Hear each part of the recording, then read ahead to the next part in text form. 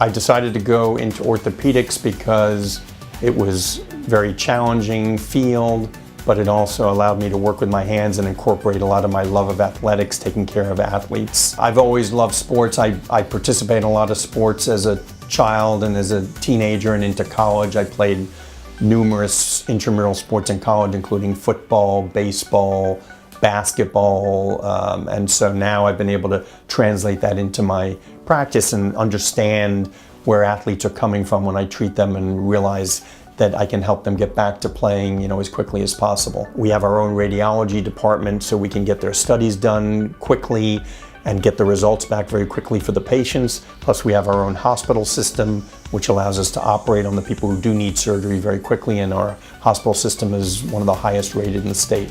I offer very hands-on type of service to the patients. When they see me from care, they're going to see me every time they come in. So if I operate on somebody, it's not like they see a PA, a physician assistant, for multiple post-op visits. They're seeing me at every visit.